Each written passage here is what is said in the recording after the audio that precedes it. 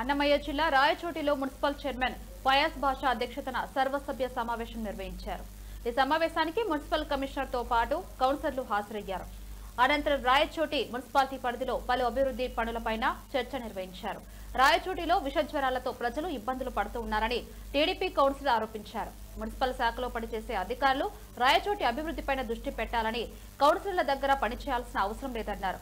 ప్రజలకు త్రాగునీరు లేక ప్రజలు అల్లాడుతూ ఉన్నారని, అండర్ గ్రౌండ్ పనులు ఎప్పటికీ పూర్తి చేస్తారని ఆయన ప్రశ్నించారు. గత వైసీపీ హయాంలో చేసిన పనులు ఇప్పటికీ శంకుస్థాపనకు నోచుకోలేదని, ఇప్పటికైనా శంకుస్థాపనలు చేసి ప్రజలకి ఉపయోగంలోకి తీసుకుని రావాలని వైసీపీ కౌన్సిలర్లు తెలిపారు.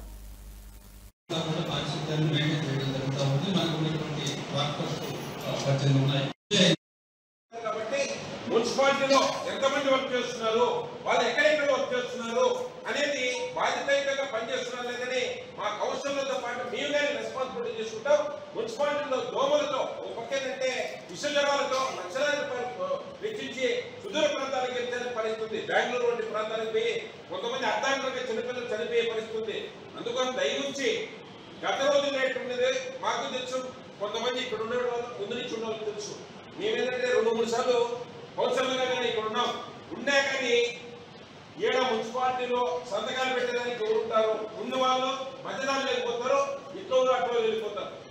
దీన్ని ఏంటంటే మా వర్గము ఆ వర్గము ఈ వర్గం అని మా మీద ఇట్లా చేస్తూ వాళ్ళ పబ్బం కట్టుకునే పరిస్థితి. దయవుంచి ఎవరికి పనిచేయాల్సిన పరిస్థితి, కౌన్సిలర్ దగ్గర పనిచేయాల్సిన అవసరం లేదు, లేకపోతే ఎవరిని అడగడం లేదు. కానీ వాళ్ళు మున్సిపాలిటీలో ఉన్నటువంటి 34 వార్డుల్లో నీటిగా క్లీన్ చేయాలనేది మరొకసారి మీ దృష్టికి తెస్తున్నాం. దయచేసి దాని మీద మీరు టైం చేసి కొద్దిగా దృష్టికి తీసుకురావాల్సిన అవసరం ఉంది. ఎవరైనా సక్రమంగా చేయకపోతే వాళ్ళని కానీ మేము కానీ మినిస్టర్ గారు కానీ ఎక్కడ కానీ పదే చెప్తున్నాం.